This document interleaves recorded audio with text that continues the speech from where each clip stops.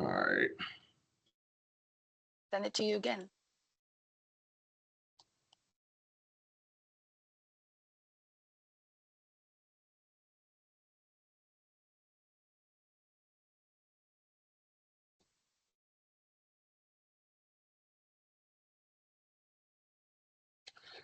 Well, if it comes through, I'll connect it and Okay. send it out. Okay. Cool. Thanks. Good morning, everyone. My name is Sean Hicks. I'm the Chief Operating Officer for the African American Chamber of Commerce. And today's webinar is our second part of a four-part virtual series designed to support small businesses in the Pittsburgh region. This series is made possible thanks to the generous support of our corporate sponsor, Citizens. Thank you, Tammy. We appreciate you. When citizens approached us with the desire to directly support small and minority businesses in our region, we saw an opportunity to bring valuable tools and insights to our community. This second session is focused on business operations, which will help understand the value of forecasting sales, supplier basics, and operational costs to help drive profitability for your business. Leading today's conversation is Jordan Winters, Vice President and Business Banking Market Manager at Citizens. We're grateful to have you, Jordan, and your expertise guiding us through this discussion.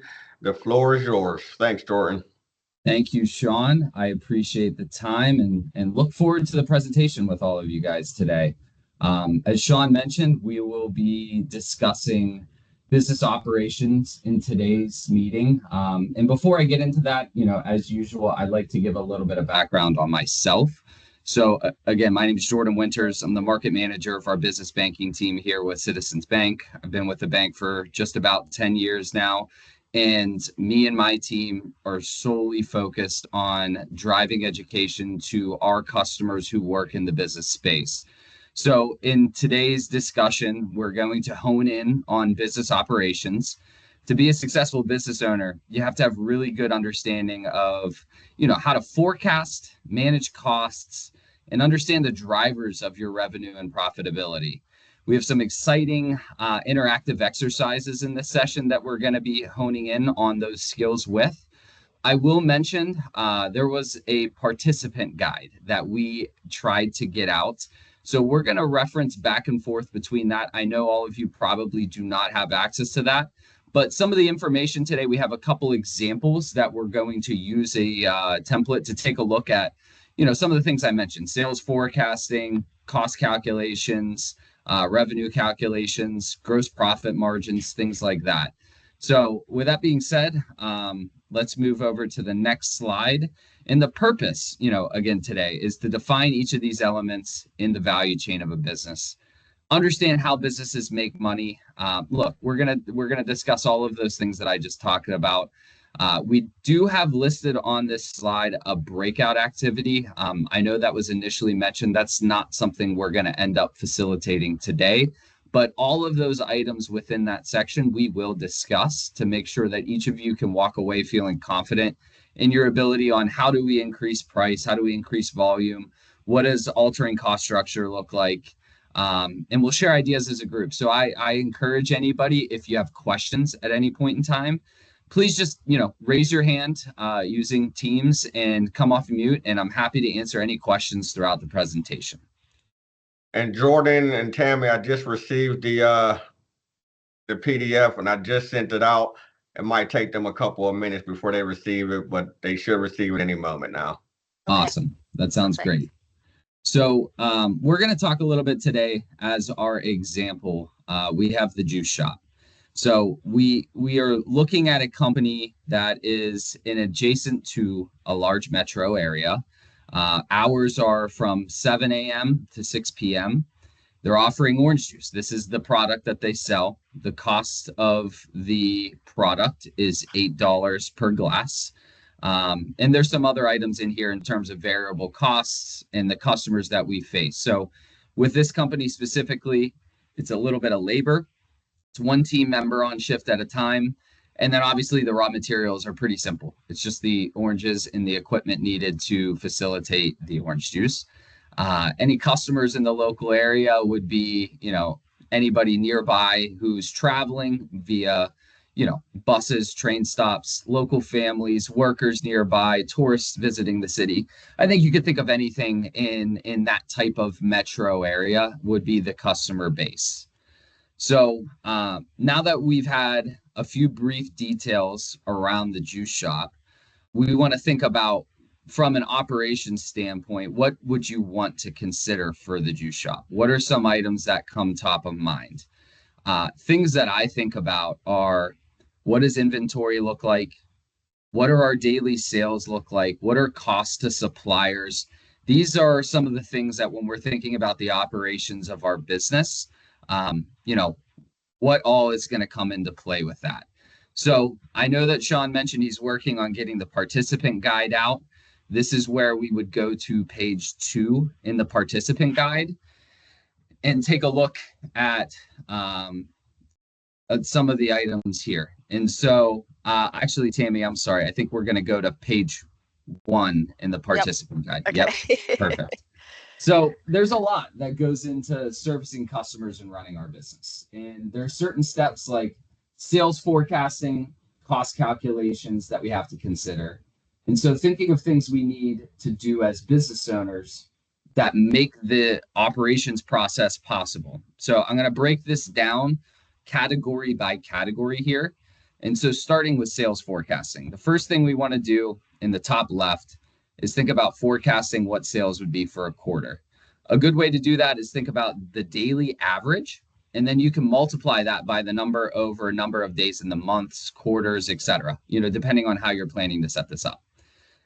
The forecasting it's critical as a business owner because it's going to inform how much inventory we'll need to purchase. And it's important for, this specific company, for food and any other inventory intensive based businesses. Throwing out excess foods not only bad for business, but it's wasteful. So, obviously you want to make sure that when you have inventory in, the inventory days, the time frame that it takes to turn over inventory, it makes sense based on the product that you have and the inventory that you have. When we think about the juice shop specifically, everybody in this group right now, I think, can imagine that if we have oranges as our inventory, we're going to have to go through that in a relatively quick period of time. Now, if you're, let's say, a manufacturing company, it would look a little different because that inventory doesn't per se go bad. Obviously, again, the longer the inventory days, the longer the sales cycle. Order supplies in serving customers. So like on the supplier side, after forecasting, actual time will play out and we'll serve our customers. At the juice shop, that means taking oranges that we order, converting them into juice, serving it to the customers. For this company, we would record revenue and cost of goods sold to determine our gross profit margin. Gross profit is a key piece. It's something that everybody in this group, should definitely be looking into and keeping track of. So you have an understanding of, what the difference is between, again, cost of goods sold versus sales. The revenue would be captured on the income statement or on your P&L, and the P&L would give you a good score card for how your business is performing in that period of time. So look, one thing that I want to tailor back to Citizens Bank at this point and pause for a second is, whether you're a brand new entity or whether you're someone who's been in business, let's say for 3, 4, 5 years, I think everybody can attest that at some point in time, most companies are going to go into a financing need, right? And so whenever you come to a bank, whether it's Citizens, Chase, Bank of America, any of these companies who you would go to facilitate credit, the gross profit margins, cost of goods sold, your income statement, the P&L, those are all things that banks will look at to determine, the quality and viability of that particular loan. So it's really important that everybody has a good structure for what their cost of goods sold and all items on this chart correlate to your business specifically. When we are looking at collecting cash and paying suppliers, if we're looking to increase revenues, we can increase our volume or sales through our pricing. We can also focus on cost of goods sold to help us save the impact to our bottom line. One way to reduce the cost of production is to review, that with our suppliers, being able to negotiate pricing. Regularly evaluating supplier relationships can give us insight to driving revenues. So when we're calculating revenues, we want to understand the cost of our product, what our sales forecasting looks like, and that's how we'll calculate the revenues. To understand the health of our business, we also want to understand what it costs to produce the products. And so this greatly impacts the bottom line. So profit margins and the bottom line are, again, things that need to be looked at. It's going to help us see how, we may have the opportunity to reduce costs, increase revenues. So, I know we have a small group here, but how often as a business owner do you feel like you should be understanding your business operations when it comes to looking at these types of costs, these types of forecasting numbers for your business specifically? Does anybody want to come off mute and kind of share how often they're looking at this? Please share.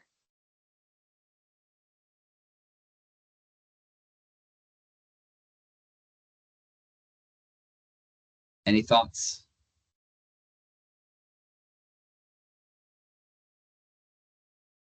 Well, I'll step in. I think when we are educating our clients here with Citizens, I think that we're mentioning that you should be doing this at bare minimum on a monthly basis, taking a look at the turnover from the month. I know a lot of the companies mentioned they'll reconcile monthly, and a part of that reconciliation should be looking at what the gross profit margin was for the month, what the revenues were for the month, what the cost of goods sold were for the month. As that way you can track month over month how your business is performing. I know Tammy just put in the chat, again, if you don't have the ability to come off mute right now, feel free. We'll keep an eye out on the chat and you can post right into there if you have any questions as well. So when we look at forecasting specifically, we want to think about the right number of oranges for the juice shop. So we would call that raw materials to drive efficiency. You need to know how much to forecast, how much juice you will sell during the next period of time. To do that, again, we would take a look at the numbers and we would take daily averages. I would say savvy business owners typically create like some kind of Excel spreadsheet over a period of time to gather as much accurate information as possible. I'm sure a lot of you are using accounting software such as QuickBooks. That's extremely helpful to be able to have these numbers calculated for you. And of course, we're never going to know the exact number for sure. There's always going to be a bit of deviation. So we can set up a high base, a low base. So in this example, right, like the company would say, hey, typically on a high base, we have about 300 glasses. On the low end, we have about 200 glasses. So we're going to say our base volume is right around 250. How often you forecast sales for your business and the benefit of having insight to this is really, really important. It's going to help be able to deliver your understanding on how often you need to be ordering your gross materials, right? So for the company, they need to understand what their volume typically looks like. So again, there's either not a shortage of oranges or we don't have an excess amount that ended up getting wasted that we have to eat the costs for. Forecasting is definitely forward-looking. It's how we prepare for a period. So next, we're going to take a look at revenue calculation to see how we did during this period of time. So to estimate the animated revenue, that's the right revenue is a function of price and volume. Growing sales volume or raising prices are keys to driving top line growth. Let's take a look at the table here. So it's going to help give you how we're going to calculate this for the juice shop.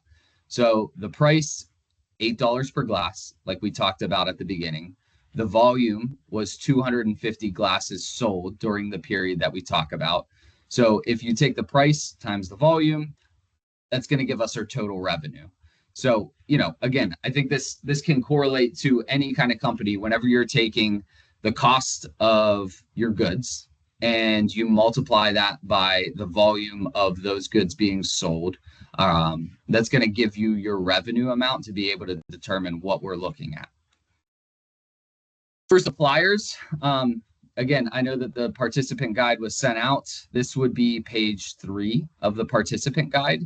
So we've got 2 different suppliers here. We've got Juicy Gems and we've got Organic. Juicy Gems is a little bit more cost effective. It's easier to transport and it's quicker delivery times with, let's call it, average flavor, right? So the product is cheaper, but it's not as high quality. For the other company, supplier 2, it's going to be more expensive. It's going to sell out much quicker. So you have to plan ahead of time for that. And it's organic. So, you would assume that your customer base is going to be more interested in this product. I think about some of the questions when making a decision between these 2 are, what's the benefit for either one? What are the drawbacks between selecting between the 2? I think we look at the higher quality, the higher, cost. You have to make a decision as a business owner for your customer base. What's going to be the better segment for your customers? So how do we decide which supplier is best for the business? What are some of the things to consider? Which supplier do you think is going to be best suited to supply for this juice shop?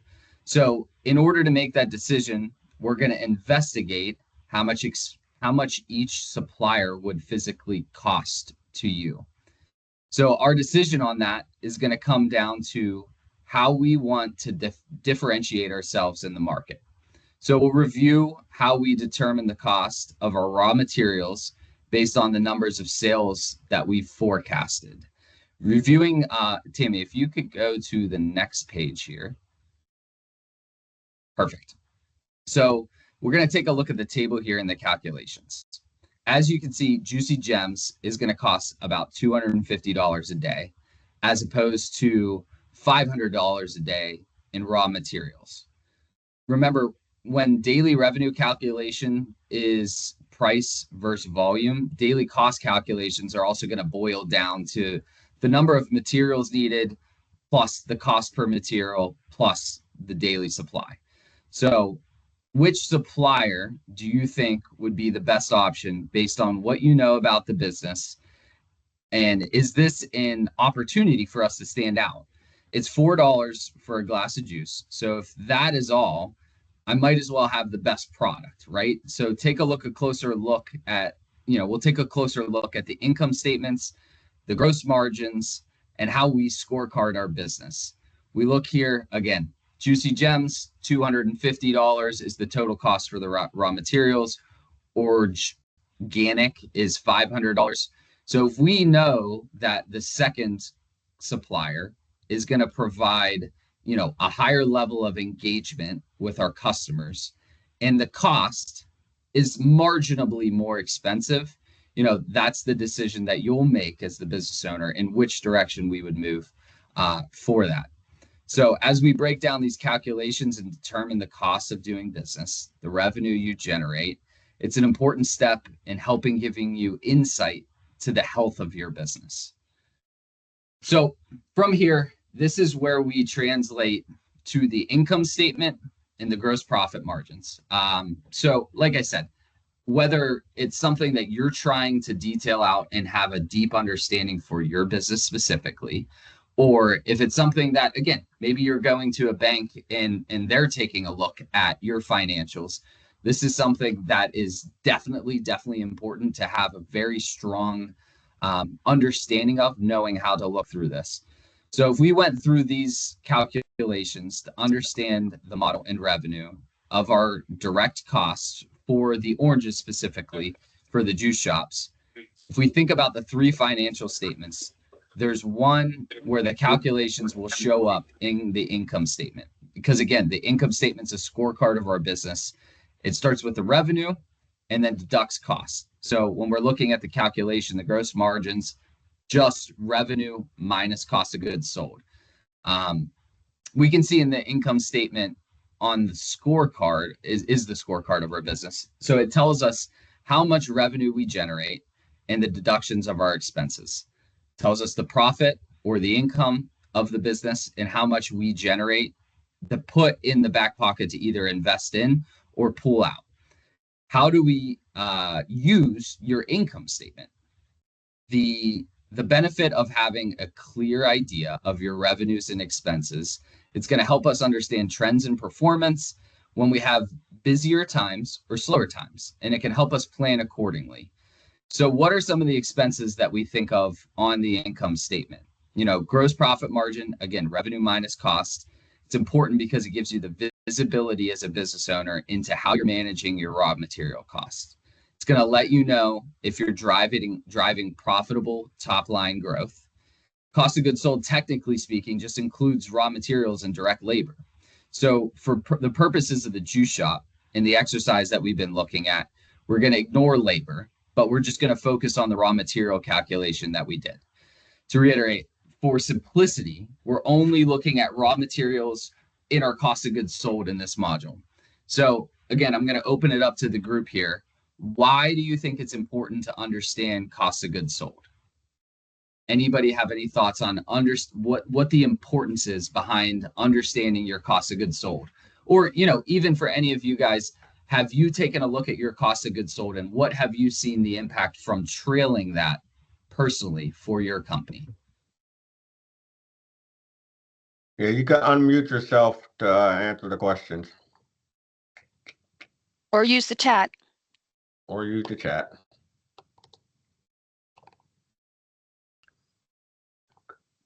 Give it a couple seconds here. Don't be shy. Anyone? Yeah, don't be shy. Well, listen, understanding what it costs for us to make a product gives us an opportunity to reduce the costs, right? If we know where the costs are at today, we can weigh out, hey, compared to the rest of the market, if I'm a juice shop and I'm comparing it to what I'm seeing in other juice shops, what is my cost compared to theirs? Is it competitive? Is it much higher? Is it much lower? As a part of business model and business operations, being flexible and being able to manage to those items is really, really important. And sometimes it's going to help us to see if maybe we need to add a product that will be beneficial to driving products. So let's explore the concept of cost of goods sold a little bit further with our juice shop example and activity.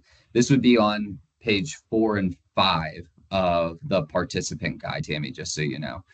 This is a part of the breakout activity that I mentioned we weren't going to do, so we could just stay on the slideshow. So let's assume that the juice shop is exploring the option to sell a fruit basket, let's say, for the holiday season to help drive revenue and test out a new product. After speaking to the customers and comparing with competitors, they had decided that this may be a good way to increase revenues and offer more value to the customers. Now we need to make sure that we can produce this basket that will have the highest profit and the lowest cost. We have two options for the fruit basket, a standard upgrade basket, and let's take a look at which one would be the most profitable.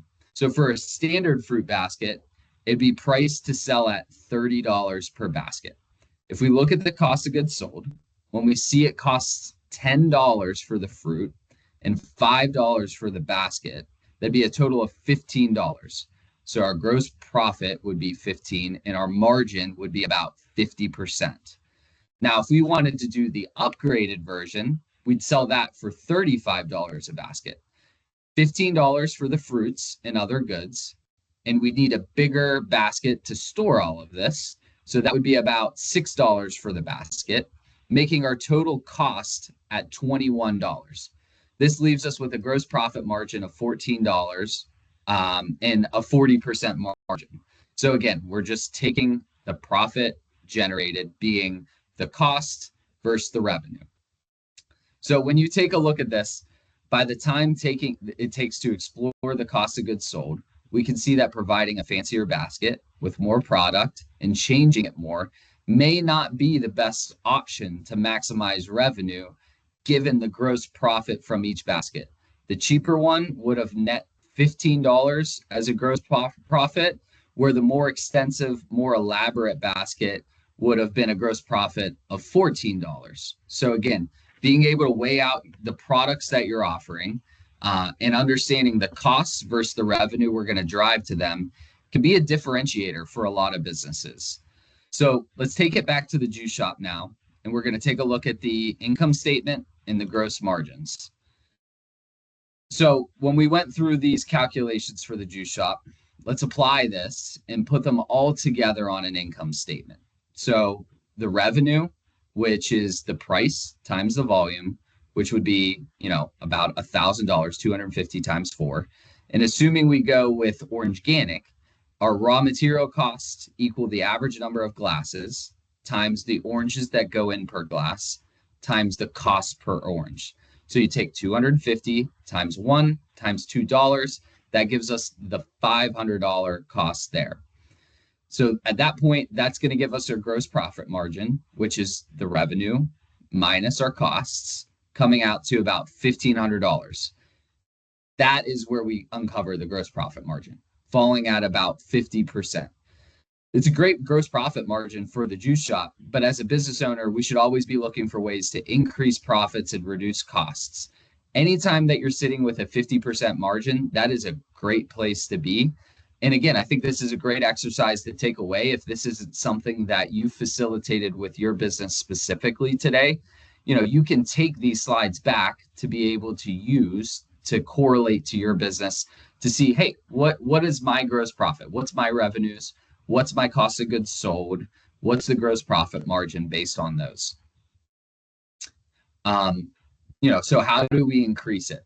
In this activity, we're going to be thinking about how can we change our gross profit from that $500 that we came up with, and we want to set a new target of $1,000. I think there's different levers that you could look into for the juice shop specifically to construct an income statement and arrive at the gross profit that you're looking for.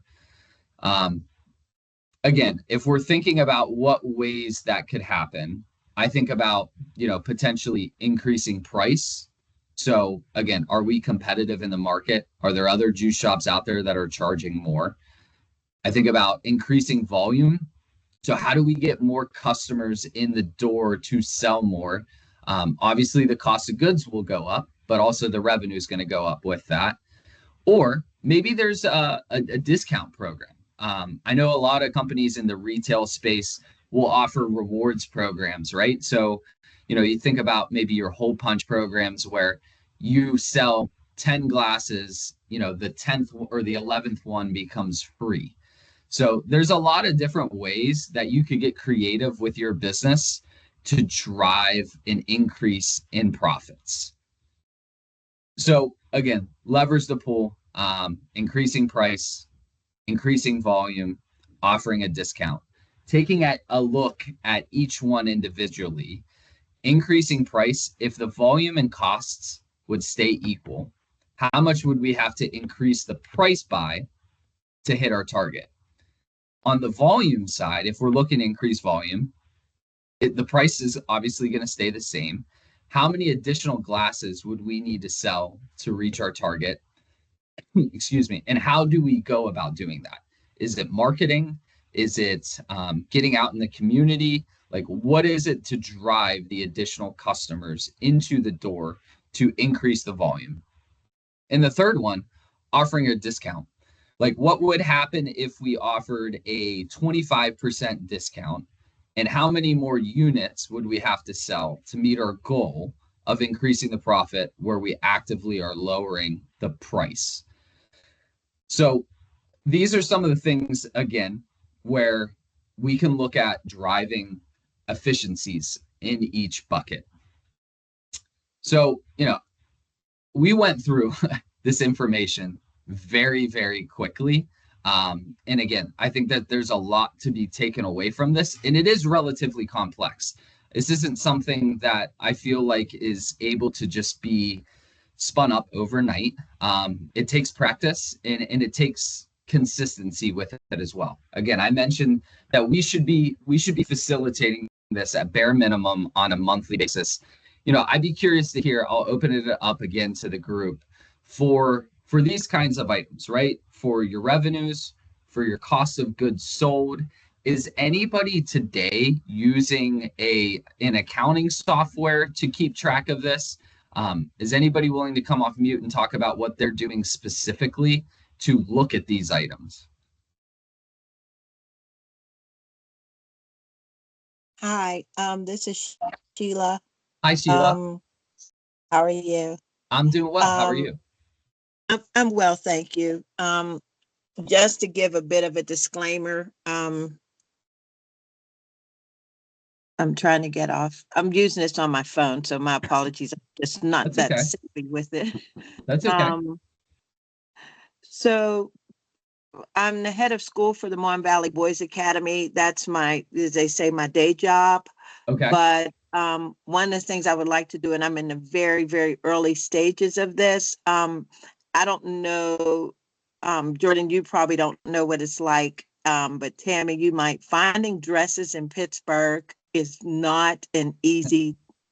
It's Yeah. not an easy life. We Yeah. have very few options here compared to other cities like New York and Chicago. Even some smaller, even parts of Maryland are much easier. But in any case, my goal in the next, get pretty close to retirement. I would like to open a dress shop. Okay. So that was my reason for wanting to be on this call. Like I said, I'm in the very early stages of it. I do know that I will be using a resource like QuickBooks. I've already started to at least think about the infrastructure that I'll need for that. It's different than the juice bar you were speaking of for Yeah. me. Yep. Yep. But at least it gave me a concept of obviously the terminology and the types of things. I did download the document that Sean sent, so thank you for that. But yeah, it's for me, it's setting up the infrastructure. Definitely QuickBooks, I know, is going to be my best resource for my business. So thank you for the information you gave. It's not falling on deaf ears, so I wanted you to know that that I am taking it in, and probably others are too. But I just wanted to speak my experience. So thank you. So Sheila, you cut out a little bit. I didn't hear. What did you say the business that you're looking to expand into was? A dress shop. A dress shop. So Mhm. I think that QuickBooks is definitely a great place to start. Mhm. And I think you can take a lot of this information away, right? In terms of cost of goods sold for your dress shop. That's going to be, some of the rent facilities. Like if you're going to rent out a location, what's the cost there? And then in terms of like the goods sold, where is your material going to come from? Do you buy it in bulk? Are you pulling it from another local retailer? I think there's a lot of different things that you can think about with that specific example. And one thing I'll mention to the group too, with Citizens Bank specifically, since we're partnering in this, my team and many other departments in the bank, our job is to help brand new companies really understand where to go, right? So as you get into that, don't hesitate to walk into a local branch and ask for some advice on some of these things we talked about today. I think it's a great starting point. But being able to have somebody, like myself or somebody else on behalf of Citizens kind of help coach you through the steps are definitely going to be really valuable to you. Thank you for that. I will keep that in mind. Sounds great. Tina, I see that you had come off mute a couple of times. I wanted to make sure we didn't miss you as well.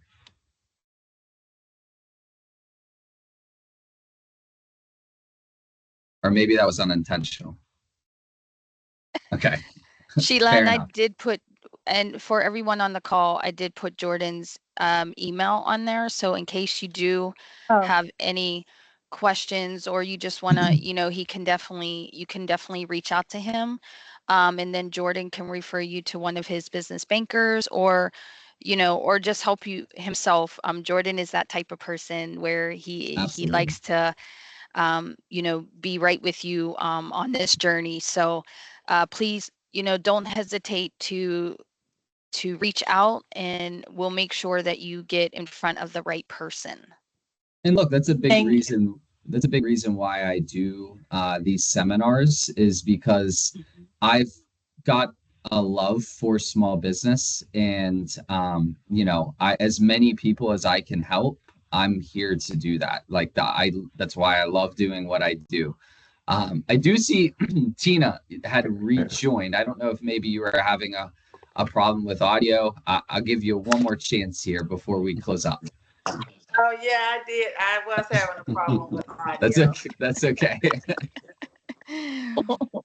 Hi, I just we do use QuickBooks Online, and we are a construction company, Okay. and we do we we build and we manage the properties we build. So we use QuickBooks for the construction company. We use QuickBooks for the operations of the rentals.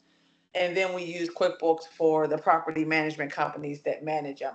And for construction wise, we job costs inside of QuickBooks to see what we're spending on a project, all the way down to the fixtures, so we can kind of see how if we can work on getting a price down for lighting or work on getting a price down for flooring. So it is very helpful in that aspect for us. Even as the project is going on, if we're kind of over budget somewhere, we can see that and try to reverse engineer another section to try to save a couple thousand somewhere. Yep. So we utilize QuickBooks that way, and it's very helpful. So Tina, let me ask you a question. I think that brings up a good point, because you're facilitating it job by job, right? Which is amazing. That's breaking it down even to a more like detailed level, right? So are you also going through and reconciling month over month on top of that to take a look at, hey, maybe we completed 2 or 3 jobs in the month. Let's take a look back at the final figure overall for that given month. So we just start doing that this year, and that has been even more helpful. We just start reconciling because I have an in-house bookkeeper now. So that was the difference in being able to do that now.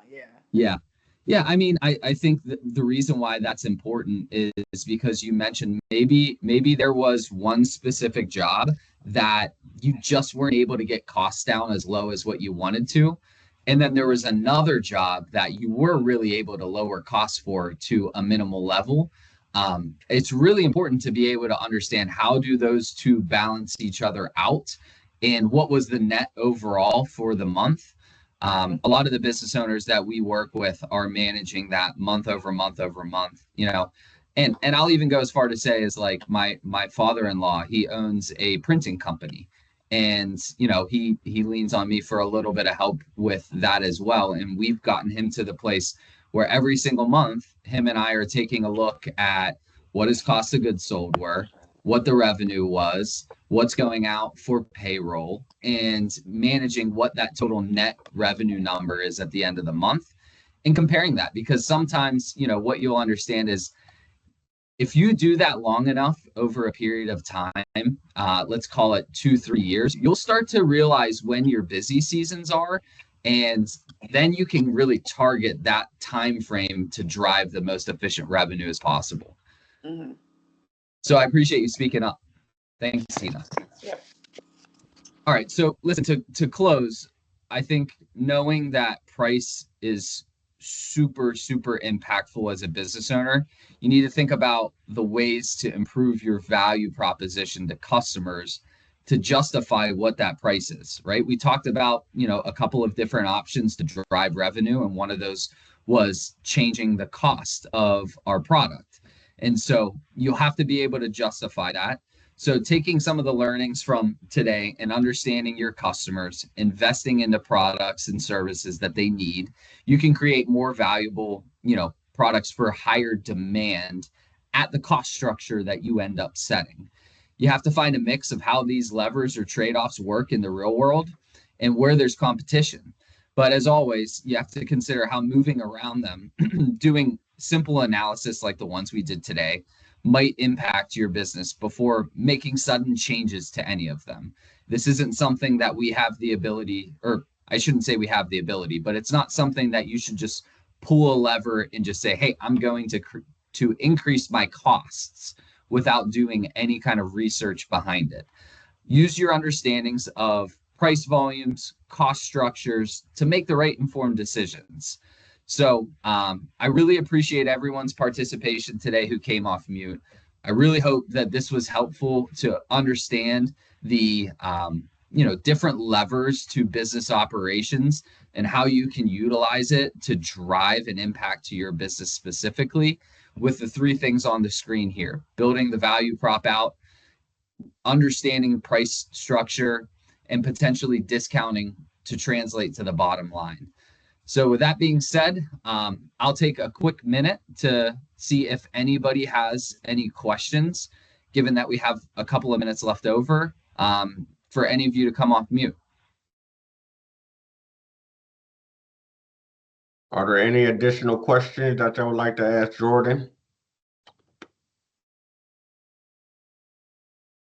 Sheila, do you have something? Only thing I was going to say is I would like to share this information. My son started a clothing business as well. His is t-shirts and products that he seems to have found a niche in. Okay. So I'm going to share this with him. I know he's not connected with Citizens. So I wrote both of your emails down. So his name is Richard. He may reach out because I know he's at the point that he's selling enough to start to say, okay, how do I start to capitalize and really strategize about this business. So thank you again for sharing this. Yeah, Sheila, and anybody else out there, I would recommend, Tammy provided my contact information. I have a full team of Citizens colleagues who are here to support any business owners, whether it's yourself or anybody that you know in the community who just needs that extra layer of advice. We are advice driven.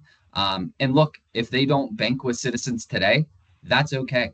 We can still have a conversation with your son around how can we help educate him on some of the things that we talked about today, and then some other, there are other things that obviously this was just business operations today, but there's a lot more that goes into that, as I'm sure all of you guys know.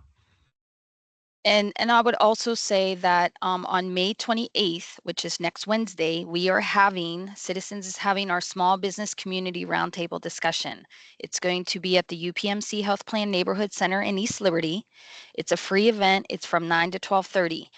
Jordan's team will be there. Our wealth team will be there talking about investments for small businesses. We'll have our retail team there as well, and we'll have our community partners there. You will be able to talk to each of them individually to help you to better understand with your business that you have, or whatever other type of conversation that you want to have. Sean will provide you all, he'll send out the registration information again, Sean. So if you could send that to your members again so that they have it. But we would welcome you all to please register, come out for the morning. It's a free event. We're going to have our team there. So we look forward to having you all. And thank you so very much for joining today. And please reach out if you have any questions at all. Sean has our information. So if you, for some reason, didn't capture it, whatever, Sean can reach out to us and we will make sure that we get back to you. Yes, thank you, Tammy and Jordan. And when I send out the email for the evaluation, that please, everyone that's on this call, please fill out. I would also have Jordan and Tammy's contact information in that email. Right. With that being said, this will conclude our webinar. Once again, thank you again, Tammy. Thank you, Jordan. And be on the lookout for the third session of our workshop that we'll have probably in the third quarter of this year. Yep. Take care, everyone. Thanks, you. everybody. Have a good one. Thank you very much. Nice meeting you both. Nice meeting you, Sheila. Bye, Judith. Thanks, Sean. You're welcome. Have a good one. You too.